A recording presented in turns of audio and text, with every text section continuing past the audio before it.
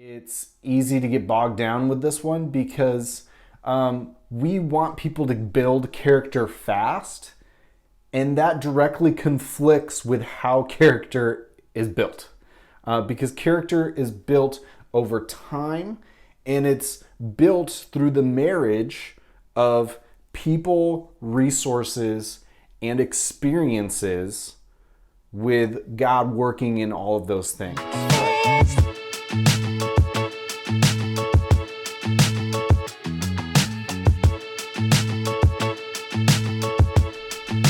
Welcome to the Train to Serve YouTube channel, where we are trying to create a toolkit of resources to help you establish a culture of servant leadership in your church or ministry. So I encourage you to take a minute to look down below and get the free discipleship outline that we're offering to you. All you need to do is share your email with us, and if you don't unsubscribe, you'll be able to get access to a weekly newsletter with resources and materials that you can use to continue to grow and to use in your personal ministry. So now to the video. Hi, in this video, we're going to talk about the third section of the discipleship outline, and that is character building. And the big question here is, how do we build character in people, right? I think that's the thing that is always kind of difficult, because sometimes we expect people to have more character than they actually do. It's easy to get bogged down with this one because we want people to build character fast, and that directly conflicts with how character is built. Because character is built over time, and it's built through the marriage of people, resources, and experiences, with God working in all of those things, right? And so you need to have people who are going to be someone who's going to be building into this person, right? This person whose character you want to build. You really have to invest time and ask good questions and be intentional.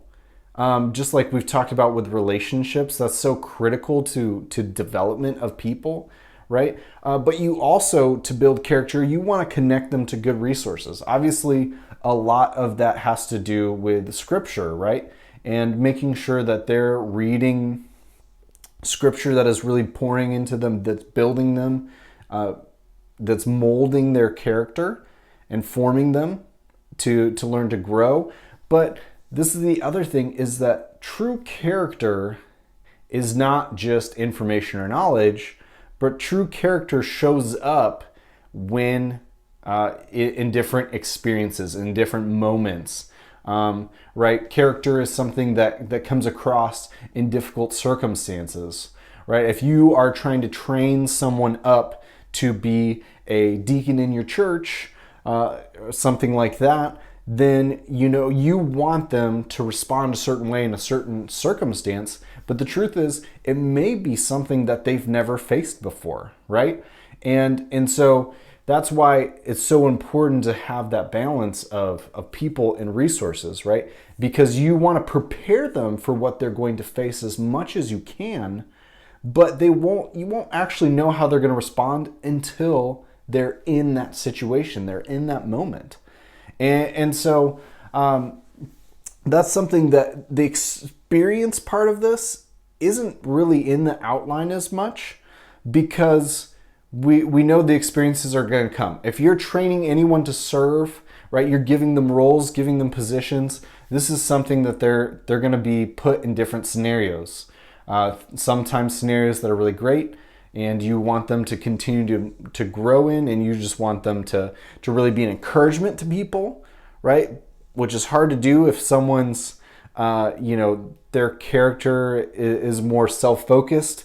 They're more thinking about how they're doing well and forgetting to encourage others. Or you might have a situation that's really difficult, right? What happens when there's conflicts in your deacon board, and you need to be able to talk through them and discuss in a way that's not, you're not throwing pot shots at other deacons, or bringing up past failures in a way that's really damaging, especially if it's something that's far in the past and that person has changed a lot, right? Those situations are really difficult to prepare people for, and really to know where they're going to be at. And so that's why it's so important that when those situations come up, right? First of all, you do have to a certain point, you have to have some trust and some faith that when those scenarios come up, that God's gonna help encourage and allow that person to respond well, but also to acknowledge that, especially when it comes to younger people, that they're probably not going to handle those situations super well, especially to begin with, but to acknowledge that that is not the end, right? That they can learn from that, and then the next time they can handle that so much better, right? I think it's really easy to kind of freak out, especially if there's a really tumultuous situation, if it's involving several congregants or several people in your ministry, that someone who doesn't have a lot of experience, that they're going to botch it and they're going to bring the whole house down, right? But to trust that God has given you young people, whether it's young in age or just young in this specific field that they're now working in and they're doing ministry with you in, that God is going to help grow them through that, and that it's not the end of the world if those bad situations happen. Now, part of that obviously is you definitely want to make sure that you're not putting people in situations where their character is going to be compromised by the how large that role is, right? Or how difficult it is to be in that type of position, right? That's one of the big dangers with putting young people, right, and installing them as pastors in especially larger churches, is if there's a lot of pressure, especially if there's social media pressure, if there's online pressure, sermons being broadcast online, or things like that, those can be really high pressure, and you can't allow a person's influence to surpass their character. So being really wise about looking at the places that they're serving in the context of where they're serving, and making sure that this is a safe place for them to experience something, to really grow in a way that is not going to be incredibly damaging, right? And so that's why I say, you need to have the right people, because if that person does mess up in that ministry context, you've got to have someone there whose role it is to basically, do, damage control, all right? You need to have someone who is able to meet with maybe the people who were offended or hurt or let down by that individual's lack of experience or lack of character, and be able to talk to them and, walk them away from the cliff, but also be able to talk to that individual and say, listen, we could have handled this a lot better. It's not the end of the world. We are going to learn and we're going to grow in this. And here's how we're going to do it, right? To have some sort of plan. And so that's why you see in our discipleship outline, under the section of character building, a lot of the focus is on what resources can you connect them with, right? What scripture can you have them reading? What books can help them in specific scenarios? And the point of this is you do the personal relationship building, right?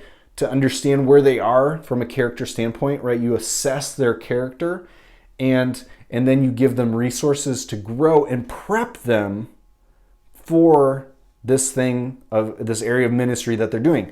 And the greater influence or the greater pressure of that specific area of influence that they're going to have, or they're going to different level of responsibility they're going to have in that specific circumstance, front load more, right? You don't install an elder just because you've known him for 3 months and he gave you some pretty great Bible references, right?